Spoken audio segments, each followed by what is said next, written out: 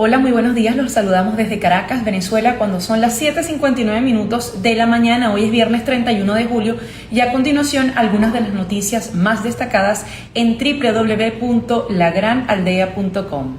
De país pobre a país productivo, esto lo escribe Juan Pablo Olalquiaga. ¿Qué se requiere? El país rico que creíamos tener por el petróleo lo fue tan solo en algunos pocos aspectos y ya no existe. Y no va a volver porque la industria petrolera está tan arruinada como el resto del país. Hay que cambiar la mentalidad de que Dios proveerá y pasar a hacernos responsables de construir una economía basada en el trabajo. También escribe la redacción de La Gran Aldea lo siguiente: CLAP, cajas de miseria 100% importadas.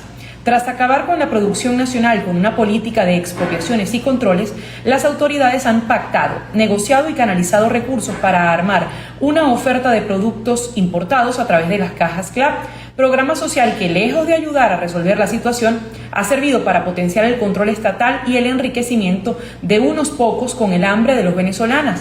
Harina de maíz reina arepa de Brasil, espaguetis primavera de Turquía, azúcar hiperclaro de Brasil y arroz de Guyana Simple Rice despuntan entre esos productos que muestran los supuestos beneficiados por el plan social del chavismo. No hay productos nacionales, ni siquiera de las empresas de alimentos que el Estado expropió. Pero ya son las 8:01 de la mañana. Y de inmediato vamos a intentar conectarnos con la senadora colombiana del Centro Democrático, Paola Holguín, con quien queremos conversar sobre diversos asuntos, entre ellos el tema de la presencia del Ejército de Liberación Nacional en Venezuela, el ELN. Incluso la senadora en esa participación que tuvo en su Comisión de Asuntos Fronterizos de la Asamblea Nacional de Venezuela, decía que desde el año 2002 Colombia justamente ha presentado denuncias de, en aquel momento las FARC, hoy ELN en Venezuela. ¿Cómo está, senadora? Bienvenida y muchísimas gracias por conectarse con nosotros a esta hora. Muchísimas gracias, muy buenos días. Un saludo para usted y para todas las personas que siguen la transmisión. Senadora, ¿a qué número asciende la cantidad de ELN que hay en este momento en Venezuela según los estudios que ustedes han tenido en Colombia? El cálculo es que en este momento hay 2.100 miembros del ELN en Venezuela. Ellos están concentrados en 10 puntos de redes de apoyo y en 36 zonas campamentarias. Están haciendo presencia en Venezuela a través del Frente de Guerra Norte, el Frente Nororiental y el Frente Oriental, buscando generar un estratégico que va desde La Guajira hasta Tada. Además, está comprobada la presencia de miembros de OCE, que es el Comando Central del ELN, alias Pablito y alias Antonio García. Ahora bien, usted decía en esa presentación que estuvo en la Subcomisión de Asuntos Fronterizos de la Asamblea Nacional que desde el año 2002 ustedes y el gobierno colombiano vienen denunciando la presencia de esos irregulares. En aquel momento eran las FARC, que no se había desarmado, e incluso hay que recordar la liberación que se dio en territorio venezolano de rehenes importantes de las FARC, como fue el caso de Clara Roja, y otros senadores importantes. ¿Qué tanta influencia tuvo el gobierno venezolano en que esa guerrilla pasara a territorio venezolano? ¿Fue promovida por el fallecido presidente Hugo Chávez? Sí, nosotros estábamos denunciando, como bien lo dice usted, desde 2002 presencia de estructuras criminales en Venezuela. En este año 2002 nosotros denunciamos la presencia de la FARC en el estado de Zulia. Esa presencia siempre se dio con complicidad y beneplácito de Hugo Chávez, como se da hoy la presencia del ELN, la FARC y otras estructuras criminales en Venezuela, con la misma complacencia de Nicolás Maduro. Y el que en este momento haya esa cantidad que usted enumera de 2.100 efectivos del ELN en Venezuela, ¿ha impedido también que ese Ejército de Liberación Nacional se desarme como se había promovido en la anterior gestión de Juan Manuel Santos? Sí, la verdad es que nosotros hemos tenido un problema histórico y es que difícilmente nosotros vamos a poder acabar con esas estructuras criminales mientras sigan teniendo protección y albergue en Venezuela. Estas estructuras criminales que operan en la frontera y que operan en ambos países, finalmente lo que hacen es martirizar a colombianos y a venezolanos. Nosotros ahí hemos tenido siempre un problema desde el gobierno de de Hugo Chávez y es la falta de cooperación en el combate a estas estructuras. Y aquí hay un tema importante, no es solo porque sean estructuras criminales colombianas que pasan a atacar colombianos en nuestro territorio, sino que además también atacan delitos en territorio venezolano y forman parte de unas redes mucho más grandes. Ellas son estructuras transnacionales del crimen y tienen alianzas con otras estructuras grandes como Hezbollah, que eso también lo ha denunciado el propio presidente de Colombia en distintos foros. ¿Por qué no se ha hecho nada para evitar esto? Más allá de, obviamente, el control territorial que ejerce Nicolás Maduro sobre Venezuela, ha habido denuncias internacionales. Incluso el expresidente Álvaro Uribe, durante una comparecencia internacional, dijo: yo no voy a llegar a usted a la Corte Internacional de Justicia, y en ese momento, pues eso no se hizo. Pero ¿a qué atribuye usted que haya Venezuela podido cederle tanto territorio al ELN? ¿Ha habido complicidad también de países cercanos? Yo creo que nosotros hemos tenido un problema que se ha hecho cada vez más evidente en la crisis de Venezuela, y es la inoperancia de la comunidad internacional y de los organismos internacionales. En la OEA, en la ONU, los distintos países hemos firmado resoluciones y hemos hecho compromisos para el combate al narcotráfico y al terrorismo. Pero cuando uno va a la práctica, se da cuenta que no solo ha sido difícil, sino casi inoperante la cooperación internacional para el combate. De hecho, yo no sé si ustedes recuerdan cuando Colombia lanzó desde territorio colombiano el operativo contra un campamento donde estaba alias Raúl Reyes, el segundo, que en realidad era el primero de la FARC en Ecuador. Se vino el mundo encima de Colombia, por Dios, cuando todos tenemos un compromiso de organizaciones terroristas, organizaciones narcotraficantes. Y es lo mismo que sucede hoy con Venezuela. Ellos están dando albergue a estructuras transnacionales criminales. Se ha denunciado abiertamente desde hace muchos años el nexo de la narcodictadura que hoy usurpa el poder en Venezuela. Ver que en la práctica no pasa nada y que ellos cada día se hacen mucho más fuertes. Y ver también lo que el combate por el control del territorio. Es que hoy en Venezuela están 5 de las estructuras criminales más grandes de Colombia. Están teniendo presencia las FARC, que tiene el Frente 33 en Táchira, el Frente 10 en Apure, el Frente Acaso en Amazonas y Bolívar, y los que se han llamado los marquetalianos, que son los que están al mando de Iván Márquez, que fue negociador de paz, que se están concentrando en la frontera y en el casco urbano de Caracas. Tienen presencia de 2.100 hombres del ELN, como dije al comienzo. Tienen presencia de los pelusos, del Clan del Golfo y de los rastrojos. Estamos hablando de 5 estructuras gigantes dedicadas al narcotráfico y al terrorismo colombiano que hoy están haciendo presencia en territorio venezolano. En el caso del ELN, sabemos que tienen actividad en las minas venezolanas, incluso las controlan, pero ¿qué otras actividades ilícitas hace el ELN en territorio venezolano? El ELN en Venezuela es responsable de muchos delitos. Ellos allá están dedicados al narcotráfico, a la extorsión, al secuestro, al reclutamiento. Ellos además tienen en algunas zonas del territorio alianzas con estructuras criminales venezolanas. De hecho, en el último informe que se hizo sobre el tema de seguridad en Venezuela, se estableció que en 12 de los 24 estados de Venezuela hay presencia del ELN. El ELN ha podido consolidar su presencia criminal en este país, sobre todo a través del Frente de Guerra Oriental. Yo no sé si ustedes recuerdan que hace poco salió alias Edward, que es el comandante militar de ese frente, a decir que ellos estaban a disposición de Maduro. Al parecer ya tiene doble nacionalidad, ya fue nacionalizado venezolano también. Entonces, y ellos allí están encargándose, por ejemplo, de hacer cobro de cuotas para el ingreso, la distribución y la comercialización de distintos productos que pasan la frontera. Ellos allá se encargan de la comercialización de esos productos y han establecido nexos con los colectivos que delinquen en la frontera y con grupos como La Línea. Ellos, como bien lo decía usted, tienen todo el trabajo en el tema minero, en el tema de minería ilegal. En fin, ellos, hay que entender una cosa, estas estructuras criminales no tienen límites ni éticos ni fronterizos. Donde haya negocio ilícito, donde haya negocio rentable, ahí se van a meter y van a cometer todo tipo de delitos, así como lo han hecho en Colombia, lo están haciendo ahora en Venezuela.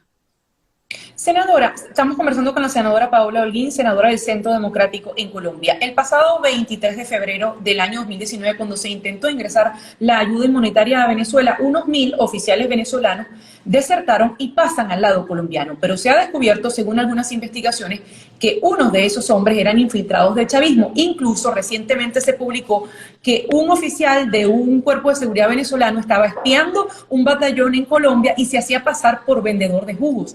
¿Cuántos espías de las fuerzas venezolanas, tanto de seguridad como de la Fuerza Armada venezolana, han sido encontrados en Colombia espiando? ¿Y a cuánto puede ascender este número y qué peligro puede representar para la soberanía colombiana también? Nosotros no tenemos el número exacto, además porque en Colombia tenemos una... Muchos, muchos se han encontrado haciendo espionaje en Colombia, pero lamentablemente nosotros tenemos ahí un vacío jurídico y nosotros los tenemos que expulsar por otras razones, no por espionaje. Por espionaje no hay cómo hacerle ningún proceso, nada. Ahí tenemos dificultad, no tenemos el número exacto, pero muchos han sido, se descubrieron haciendo espionaje. Y de hecho, por ejemplo, ahora que hubo todo el revuelo en Colombia porque dos alcaldes y un gobernador están pidiendo que vengan misiones médicas cubanas, una de las personas que tuvo que ser expulsada del país porque estaba haciendo espionaje en la base aérea de Palanquero era un miembro del G2 cubano que entró a Venezuela como parte de una misión médica, de una supuesta misión médica. Entonces nosotros ahí tenemos un problema y es, primero, muchos espías venezolanos que son parte de los organismos de seguridad al servicio de Maduro, pero además muchos miembros del G2 cubano que han ingresado a Colombia desde territorio venezolano. A su juicio, ¿qué buscan estos espías, tanto venezolanos como del G2 cubano? Desestabilizar la región. Ellos vienen a revisar, muchos han estado en zonas de cerca a guarniciones militares, a puntos estratégicos del país. Y lo chistoso es, Colombia es un país democrático, ha sido un país sumamente respetuoso del derecho internacional, y Maduro vive lanzando improperios, inventándose conspiraciones, y aquí quien está conspirando es la narcodictadura, que es la que tiene hoy en riesgo en los temas de seguridad y defensa todo el hemisferio. Por cierto, senadora Paola Holguín, usted hace un par de años decía que la ayuda internacional que se envía para los migrantes venezolanos en Colombia no es suficiente y hacía comparaciones con migraciones y éxodos que son quizás más fuertes que los venezolanos, pero porque tienen una guerra. Venezuela no tiene una guerra. En ese caso, Colombia en medio de la pandemia está recibiendo el aporte internacional necesario para atender a los cerca de 1.700.000 venezolanos que están allá, a pesar de que algunos han vuelto a Venezuela en los últimos días.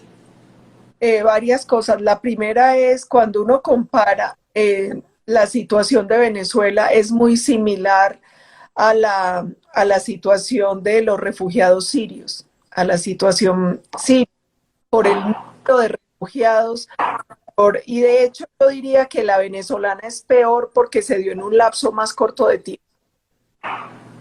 A pesar de ser una crisis de esta magnitud, en el mundo no se ha brindado la suficiente atención y la suficiente ayuda a este tema. El gobierno colombiano en distintos foros internacionales ha hecho un llamado a la comunidad internacional para que nos ayude, para poder brindar una mejor atención a los venezolanos en nuestro territorio, porque además Colombia es un país que tiene muchas afugias económicas. Nosotros no tenemos la capacidad suficiente para atender incluso a nuestros connacionales. Sin embargo, también hemos sido muy claros que con lo poco que tenemos vamos a hacer lo humanamente posible para atender a Venezuela por muchas razones. Primero es porque somos hermanos de sangre. Nosotros somos dos países que tienen una tradición, una historia que nos une rápidamente.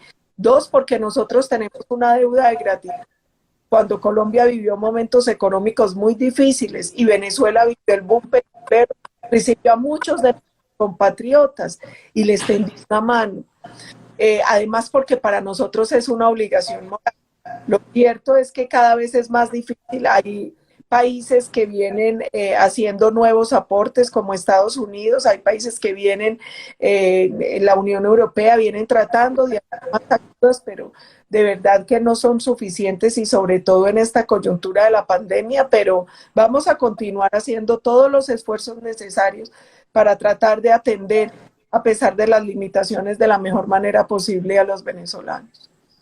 Senadora Paola Holguín, hace un mes se conoció la detención en Cabo Verde de Alex Saab, un empresario de origen barranquillero que, de acuerdo con informaciones de prensa, vino a Venezuela por sugerencia de la también ex senadora Piedad Córdoba. Sin embargo, Piedad Córdoba ha negado recientemente que tenga ningún tipo de relación con Alex Saab. Incluso dijo que de vez en cuando lo veía en las actividades venezolanas, pero no era una persona que tenía vínculos con ella. ¿Qué han investigado ustedes al respecto?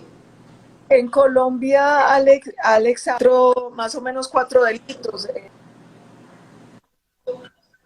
Tiene por importación y exportación ficticia, por activos, en fin. De hecho, en Colombia ya hay procesos de extinción de dominio sobre varios de los bienes de Alex Saab.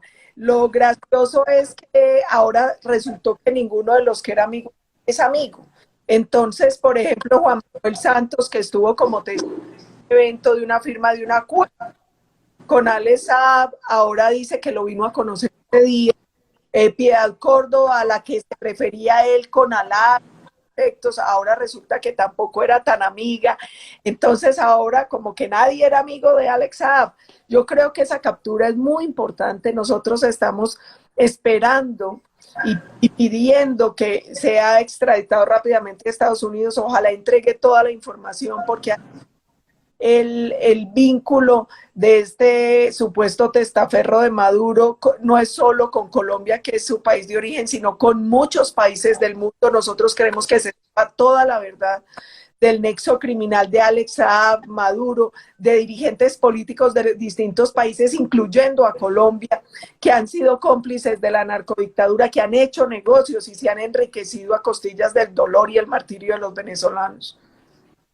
Senadora, usted ha advertido muchas veces los peligros que representa Nicolás Maduro y la coalición gobernante en Venezuela para la democracia, no solo acá, sino en Colombia. Nicolás Maduro pareciera haberse ganado ya todo 2020 con la pandemia. ¿Qué temen ustedes si en Venezuela no hay un cambio político para la región y sobre todo para la Colombia, que prácticamente hermana siamesa de Venezuela?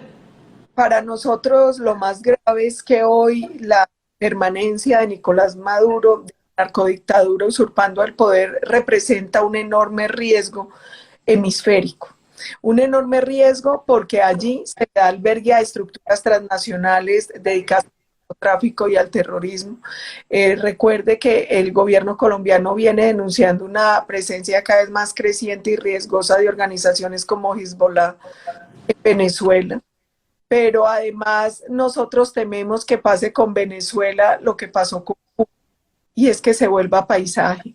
Es que olviden que ahí hay una estructura criminal, una dictadura ocupando el poder. Yo he dicho que con Cuba pareciera que sucede el efecto Mickey Mouse, y es que lo ven tan tiernito que se les olvida que es una rata. Hoy nadie habla directamente contra Cuba como lo que es Cuba, con una dictadura que ha violado sistemáticamente los derechos humanos, que acabó con la democracia y la institucionalidad, y que también ha dado albergue a organizaciones terroristas. Miembros del ELN están en Cuba, y cuando Colombia los soltó después de la bomba que mató a 22 cadetes y dejó decenas de personas heridas en Bogotá, ellos no quisieron y no han querido entregar a esos miembros del COSE que hacen presencia allá.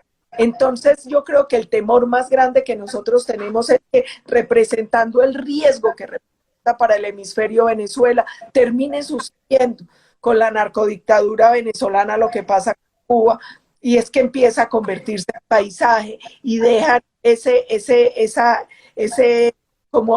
foco contaminante ahí.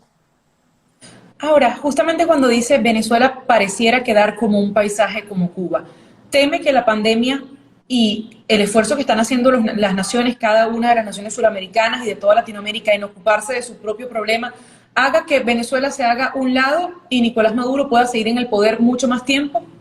Yo creo que esa es la tarea que tenemos los demócratas y es, nosotros sabemos la gravedad de la pandemia, todos los países tenemos que concentrar en superar el tema sanitario, económico y social que la pandemia provoca, pero no podemos olvidar otros peligros que están ahí, como la narcodictadura que usurpa el poder en Venezuela, y no lo podemos olvidar por lo que le decía ahora, porque lo más grave que nos puede pasar es que esa narcodictadura se convierta en paisaje y terminemos casi que aprendiendo a convivir con ese mal como lo hacemos con Cuba.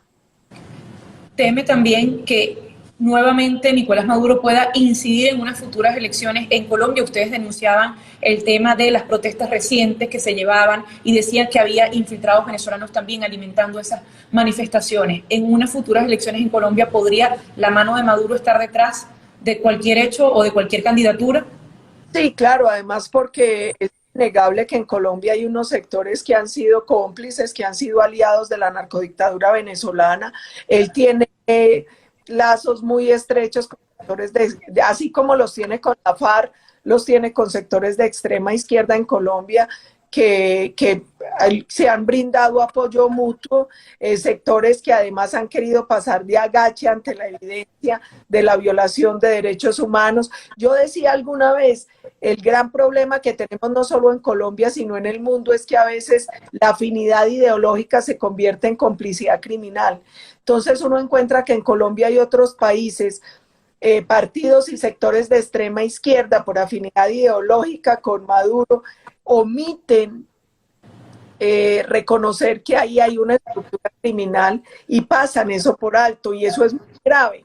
Mire, es que el tema con Venezuela no es un tema político, no es un tema de si a uno le gusta la izquierda o la derecha, o le gusta o no el socialismo del siglo XXI. Es que ya sobre Maduro recaen graves denuncias por delitos internacionales. Es que hoy Estados Unidos tiene a Maduro y a varios miembros de la narcodictadura y a 2 miembros de la FARC, que no podemos olvidar que están en Venezuela, que son Iván Márquez y Santrich, solicitados en extradición por delitos de conspiración, conspiración para traficar droga, terrorismo, el tema de los fusiles y otras armas.